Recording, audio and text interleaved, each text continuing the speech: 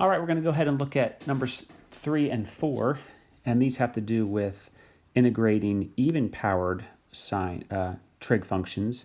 And what we did here is we used two identities for squared. So the first, well, we'll just list them here, and then we'll use them in these couple questions. So the first one, we know that sine squared of x is equal to 1/2 minus 1/2 cosine of 2x. And then cosine squared looks a lot like it, just has a positive between the two terms. And the reason this is helpful is it takes us from a term that's squared, trig function that's squared, to things that don't have a squared in it. So here we go, number 3. We're going to take cosine of the fourth, and we're going to think of that as cosine squared x times cosine squared x. And then we can use the identity we just talked about. So we're going to use the cosine identity, and we're going to change this to 1/2 plus 1/2 cosine of 2x times itself.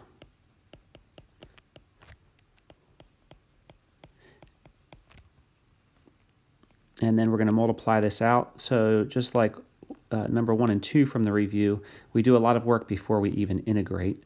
So if we multiply this out, this is going to be 1/4 plus 1/4 cosine of 2x plus another 1/4 cosine of 2x plus 1/4 cosine squared of 2x. This is all dx.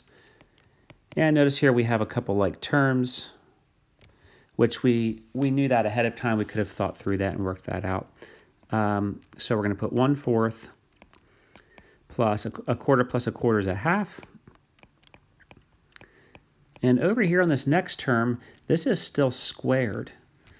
So we have plus 1/4. I'm going to try to kind of show this a little bit. This part right here, this is a cosine squared. We're going to put that into this identity, except realize we have a 2x here instead of an x. So when we rewrite this, we're going to put a 2 times 2x. So this is going to be a 4x. So we have 1/4 cosine squared of 4x. And that's because we're putting a 2x in for x. So it's going to be 2 times 2x, which gives us that 4x. And I didn't write that correctly. All I did was write that part, so let me go back a second here. Got ahead of myself. So we still need to put the whole thing here. So it's going to be 1/2 plus 1/2 cosine, and here's where I was talking about the 4x. And that whole thing, that's dx. So you notice we do have a lot of work we're doing beforehand. This is going to get multiplied out, and in order to save some space, 1/4 times 1/2 is 1/8, and then that's just a constant, so that 1/8 can be added to this 1/4 over here to be 3/8. So we have the integral of 3/8 plus 1/2 cosine of 2x plus, this gets distributed in 1/8 cosine of 4x. And now finally, we are ready to integrate because we don't have any more trig functions with a power. So here we go, integrating, we get 3/8 x. Now this is a cosine function, so the integral of cosine is sine. Now we're going to say this is our guess, and maybe you're thinking ahead and you know what needs to happen here, but I'm going to go ahead and just put sine of 2x, and then here it's 1/8, and the integral of cosine is sine, so sine of 4x plus c. And now we want to check our answer and see if this works. So we're going to take the derivative now. So the derivative of 3/8 x is just 3/8 plus 1/2. Derivative of sine is cosine of 2x times the derivative of what's inside, so times 2. And then the last term, 1/8, derivative of sine is cosine, so cosine of 4x times the derivative of what's inside, which is 4.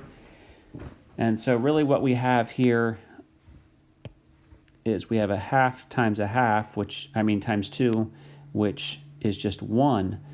But we want a half, which means in our guess, we need an extra half here. Let's put that in a different color to show that we're changing it. So that needs a half. And then on to this one, we have an 1/8 times 4 is 1/2, but we want 1/8. So we have to multiply by 1/4 there. And once again, you may have picked up on that as we are going through here and realized we would need the chain rule. So our final answer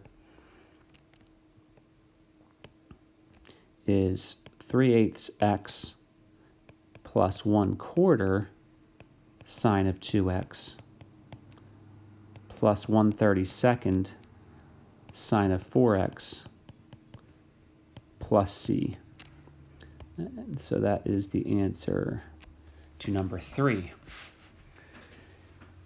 And now let's go to number 4. In number 4, we have cosine squared and sine squared. So we're going to use both of these identities. We're going to kind of work our way down sideways here. Actually, let's just put it over here. We got plenty of room. So we're going to take the integral, plugging in for cosine squared. That's going to be 1/2 plus 1/2 cosine of 2x. And that's going to be multiplied by sine squared, which we can do 1/2 minus 1/2 cosine of 2x. So this looks a lot like what we just did, except that we have a different sign here, which actually makes the multiplication a lot easier because this is in the form a plus b times a minus b. And so we know we can just have a squared minus b squared. So we're going to integrate the first thing squared, which is 1/4, minus 1/4 cosine squared of 2x dx. Now, if you're not familiar with that, which I hope you are, you could distribute everything here and you would get the same thing. We still have a squared, so we have to use our identity again. So this is going to be 1/4 minus 1/4, and cosine squared of 2x is going to be 1/2 plus 1/2 cosine of, so you're putting 2x in for x again, just like we did down here, so of 4x. And that's dx here at the end. We'll distribute, and then we can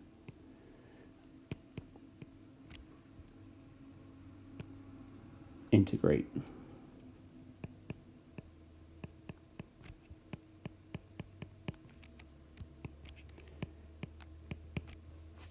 And instead of taking up another line, I'm going to say, look right here and say, well, this is 1/4 minus 1/8, so that's going to be 1/8.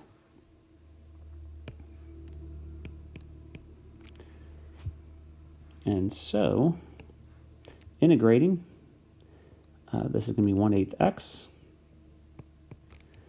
minus 1/8 and this is going to be sine of 4x. And if we remember from last time, we know that this 4, so looking down over here, this 4x, actually right here, created another factor that we needed 1/4 out there because that was going to be off. So we're going to need a 1/4 plus c, and so our answer is going to be 1/8 minus 1/32 sine of 4x plus c.